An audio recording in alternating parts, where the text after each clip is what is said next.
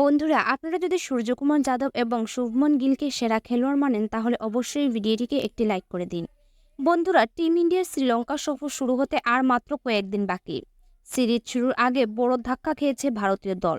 খবরে বলা হয়েছে শক্তিশালী ব্যাটসম্যান রিঙ্কু সিং ফিট নন, যার কারণে তিনি সিরিজ থেকে ছিটকে যেতে পারেন। এমন পরিস্থিতিতে জল্পনা চলছে যে তার জায়গাতে ফিরছে এক মারাত্মক ব্যাটসম্যান। তো কে এই ব্যাটসম্যান তা তো জানবই। এই ভিডিওটি শেষ পর্যন্ত দেখুন। শ্রীলঙ্কার বিরুদ্ধে 3 ম্যাচের টি-20 সিরিজের প্রস্তুতি শুরু করেছে ভারতীয় দল। নতুন অধিনায়ক সূর্যকুমার যাদব এবং প্রধান কোচ গৌতম গম্ভীরের নেতৃত্বে 27 জুলাই সিরিজের প্রথম ম্যাচ খেলবে টিম ইন্ডিয়া। তবে এর আগে ভারতীয় দলের সমর্থকদের জন্য দুঃসংবাদ এসেছে। একটি প্রতিবেদনে দাবি করা হয়েছে যে ভয়ঙ্কর তরুণ ব্যাটসম্যান রিঙ্কু সিং ফিট নন, তার পিঠে সমস্যা আছে।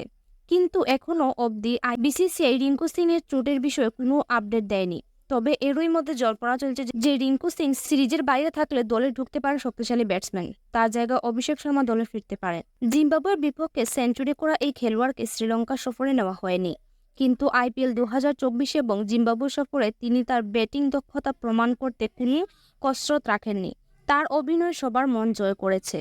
এমন পরিস্থিতিতে রিঙ্কু সিং দলের বাইরে থাকলে সুযোগ পেতে পারেন বলে ধারণা করা হচ্ছে। তিনি মাত্র 4টি টি-20 আন্তর্জাতিক ম্যাচে ব্যাট করার সুযোগ পেয়েছিলেন, যেখানে তিনি সেঞ্চুরির সাহায্যে 124 রান করেছিলেন। যদি প্লেইং 11-এ অভিষেক শর্মার উপস্থিতি থাকে, তাহলে অধিনায়কের কাছে অতিরিক্ত স্পিনারের বিকল্প থাকবে।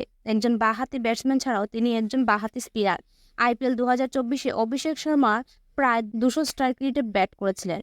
আপনাদের কি মনে হয়, রিঙ্কু সিং এর বদলে কি অভিষেক শর্মাকে নেওয়া উচিত? আপনাদের মতামত কমেন্টে জানিয়ে দিন।